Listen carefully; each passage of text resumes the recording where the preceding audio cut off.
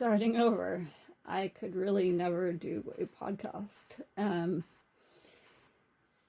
So, in respect to me saying that I do believe that I have been rohypnoled and raped, one of my primary symptoms had been excessive sweating. And I felt like I had like 100 buckets of water dumped over me like 4, 5, 6 times a day. Ever since I said that, all of a sudden that's no longer the case. I definitively can say that the excessive sweating has not been due to Enbrel, which is for my psoriatic arthritis, and it wasn't due to the weather. Going back a number of years, there was a time that I think I went to a clinic in Palo Alto for the exact same reason, because of excessive sweating.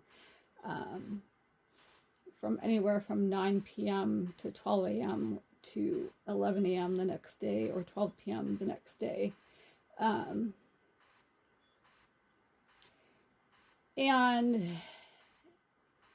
you know, myredbook.com, Republican felon, ex-mafia member, perjurer, suborner of perjury, solicitor of perjury, libel writer, solicitor of libel writing, slanderer, solicitor of slander, stalker, solicitor of stalking, 422 PC death threat maker, assaulter, solicitor of assault, etc., etc. Glenn Chappell, we know that's not his real name because he's an ex-mafia member. He was there with me in Palo Alto at that clinic. If it was actually in Palo Alto, I think it was in Palo Alto. And I think it was one of those cases where, you know, the abuser wants to come off as the good guy and the good person, and like they, you know, care about you, and, you know, they're looking out for you, so on and so forth. And at the time, I didn't really think anything of it. But then again, I don't really think a lot of things. Like, for example, when I was diagnosed with psoriasis, I have inverse psoriasis as well as plaque psoriasis. So, like, I just thought the inverse psoriasis was due to the fact that I was exercising. And, you know, I thought, well, when I'm out rollerblading, I wear a sports bra, so, you know, that might explain why I'm having issues with stuff being underneath my BREASTS. Like, the moisture might be trapped underneath my sports bra when I'm out rollerblading. And that's just the way I think. Like, for me, it's always, there's a reason for something. Like, you know, when my orthopedic surgeon asked me after one of my surgeries if I was preparing my own food or cooking my own food, and if I was watching it being cooked or prepared, and if it tasted off, or, you know, if there were any spices that I thought were being added to it, you know, like I said before, I always thought anytime my milk tasted off, anytime Coke tasted off, or Pepsi, or what have you, I just thought, you know, the milk's been sitting out too long. The Coke or Pepsi has been, you know, around for 3, 4, 5, 6 days, whatever, it's gone flat. There was always a reason to me for something tasting off. On the other hand, I'm the only one in this house that drinks milk. So, potentially, rohypnol could have been put in my milk and I would have never known. And it wouldn't have affected the 2 ex-mafia members. You know, and I'm not down in the kitchen area and I'm not down in what's supposed to be the family room area. And I didn't have cameras down there, so, you know, the two ex-mafia members could have had a field day with my food or my beverages at any point. On that note, I want to return to my Red Book Republican felon attempted murder, because Gary Herbert, his uncle, was a realtor, is a realtor, and got Alex Prosma a job as a realtor. Obviously, they knew each other, like Prosma and Gary Herbert knew each other probably before I even met my Red Book Republican felon.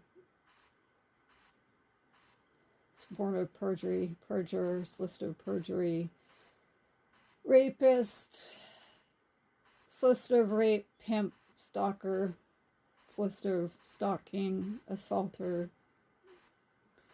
solicitor of assault, wannabe black hat hacker, libel writer, solicitor of libel writing, slander, solicitor of slander, child molester, etc. Richard Lyon Herbert. Richard Lyon Herbert, Los Altos, Seaside, Monterey, Gilroy, Pennsylvania. That Richard Lyon Herbert. Anyway, I wanted to reemphasize the fact that, you know, he's 5 or 6 years older than I am, and I believe he's 6 years older than I am, and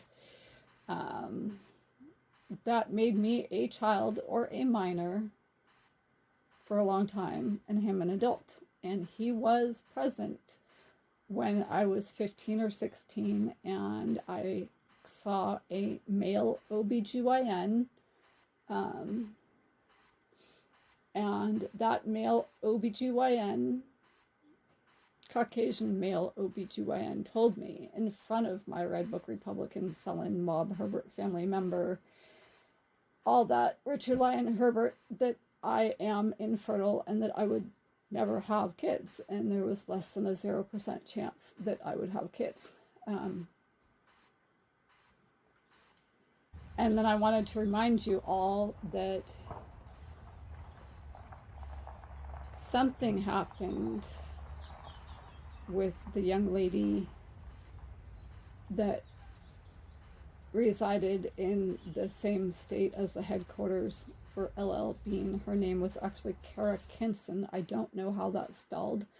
And I did see the letter from her parents saying that my Red Book Republican felon mob Herbert family member, all that, Richard Lyon Herbert, was not to have any further contact with her, Kara Kinson, by way of mail, email, text message, AOL Instant Messenger, etc. Not to mention the fact that there was a young lady that lived with the my Red Book Republican felon Herbert family prior to me kind of being affiliated with them, or whatever you want to call it. Like, you know, she had worked at the Tower Records, which became defunct, and I guess it's come back, and she had a snake, and she ended up on Prozac, and I'm guessing that has to do with whatever happened to her during the time that she lived with the my Red Book Republican felon Herbert family.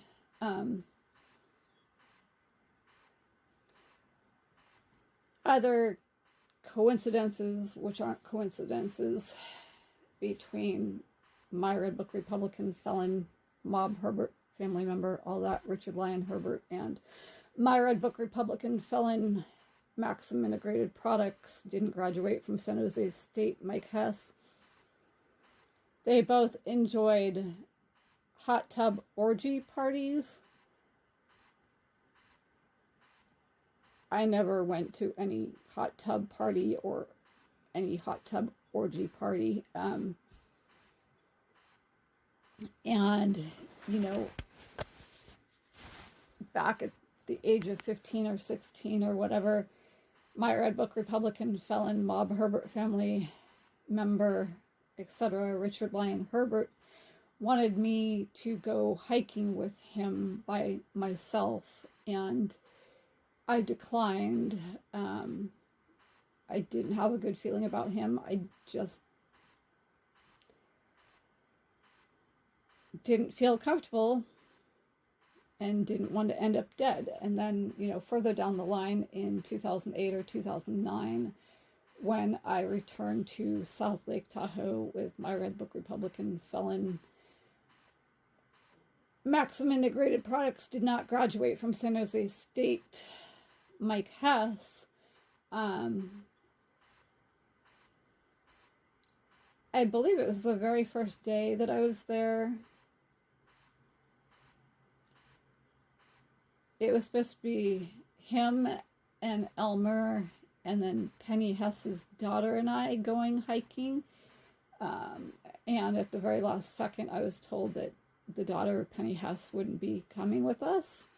And it was late in the day. It was probably around 4 p.m., 4:30 p.m. And I did say to Elmer and Mike that, you know, it seemed a little late in the day to be going hiking in South Lake Tahoe. And they were dismissive of my concern. And we ended up going hiking. It got dark really fast, and it got cold, very, very, very cold. And several times, Mike and Elmer got way ahead of me, out in front of me, while we were hiking in South Lake Tahoe. And I had to stop and put one of them behind me and one of them in front of me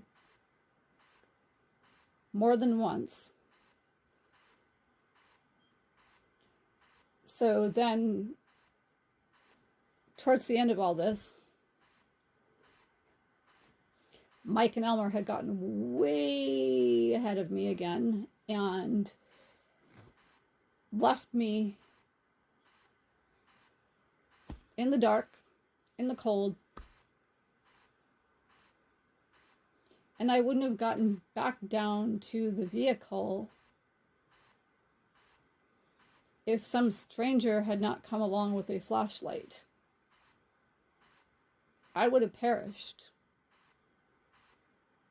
I'd be dead if it hadn't have been for that stranger. And I think that was the intent all along.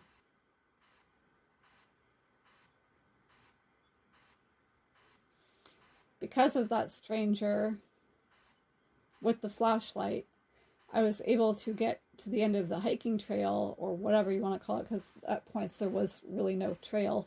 And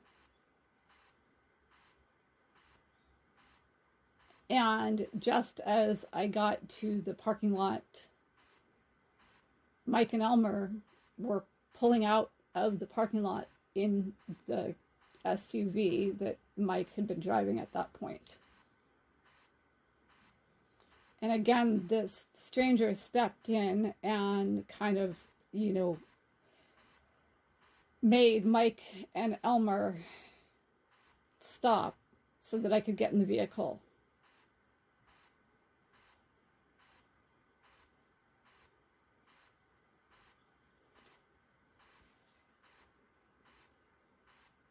Moreover, I wanted to say that given the fact that I have fibroids, I have a bunch of them, not just 1 or 2 or 3 or 4 or 5 or 6 or 7. I have a bunch. And I had one that was about 7 centimeters back in 2016, at the end of 2016. And then I have 2 ovarian lesions, one of which I had removed surgically. I had that removed December 15th, 2016. That was 9 centimeters. The other one that I still have back at the end of 2016 measured in at about 4 centimeters. I don't know if that has gotten bigger or not. You know, I had 3 surgeries in the span of about 3.5 to 4 months back in 2016 to 2017. So I had the ovarian surgery December 15th, 2016. Then I had knee surgery about 6 to 8 weeks after that. And then I had the intramedullary rod placed on the morning of March 25th, 2017. So I'm just not wanting to go through any more surgeries. I've had enough. I've had enough in my lifetime, for that matter, but 3 in 3.5 or 4 months is enough. And anyway, so I don't know if that other ovarian lesion has increased in size, just as I don't know if the fibroid that was almost 7 centimeters in 2016 has increased in size, and I don't want to have surgery again. So anyway, because of those things, you know, I am definitely infertile. Those 2 ovarian lesions, I just want to go back over that again. So you're born with those types of ovarian lesions, or, you know, they start when you're conceived or whatever, and they grow at a rate of 1 millimeter or more per year since the day you're born or conceived. So there are going to be times when they might grow really rapidly, or they might grow really slowly. And again, I don't know what happened. I don't have any clue what has happened with the one that was about 4 centimeters in the end of 2016. But being that I was told when I was 15 or 16 that I am infertile and that there was less than a 0% chance of me becoming pregnant, the only way that anything could have happened is if I was placed under anesthesia by somebody without my knowledge, like the female nurse cousin of the My Red Book Republican felon mob Herbert family members, like George Herbert and Richard Lyon Herbert. And something like in vitro fertilization was performed without my knowledge or consent. And being that I have the ovarian lesions and had one that was 9 centimeters that I had surgically removed, and being that I have the fibroids, that kind of thing put my life at risk.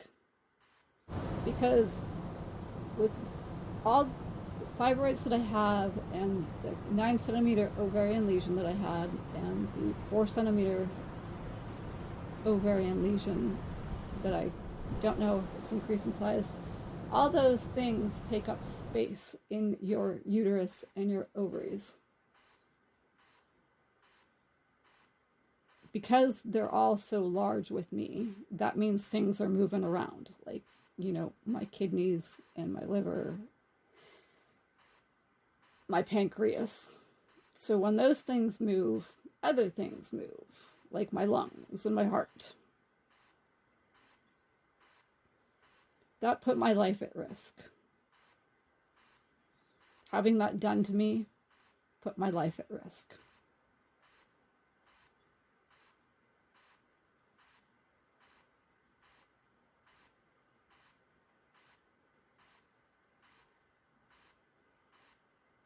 All these people need to be in prison for the rest of their lives.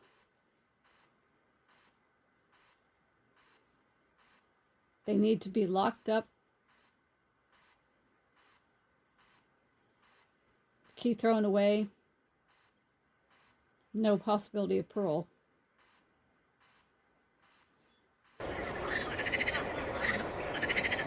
And all they've done to me is illegally come after me, to shut me up,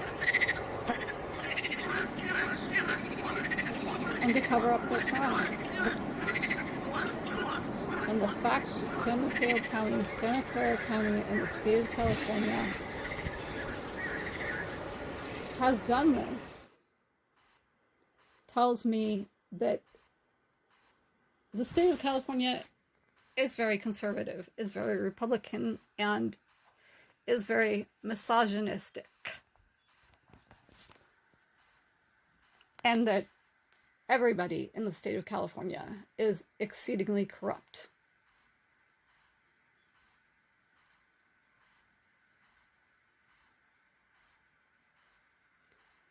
Exceedingly corrupt. And everybody in the state of California is criminal. All of law enforcement throughout California, they're all criminals. Every last one of them.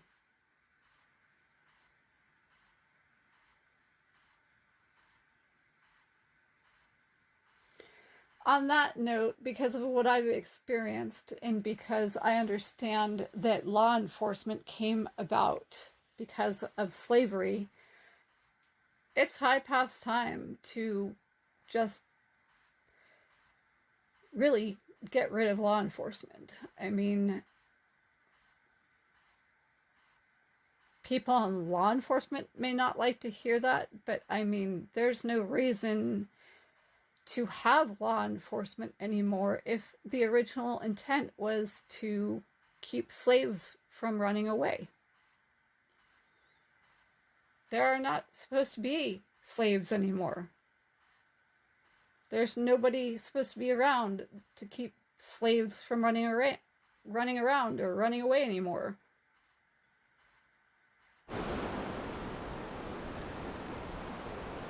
So really, we don't need law enforcement. I mean, and like I said, based on my own case,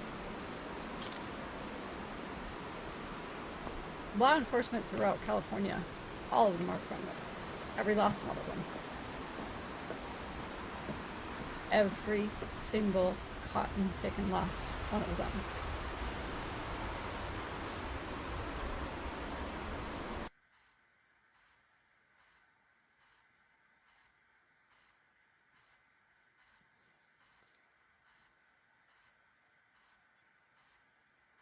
Yeah, and because, you know, law enforcement in California, like, communicates with law enforcement outside of California, you know, to transport prisoners and such, like, that makes every single person affiliated with law enforcement throughout the United States a criminal, because they are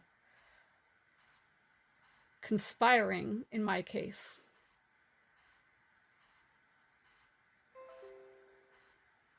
and it's just all about covering up all the crimes that have been committed against me.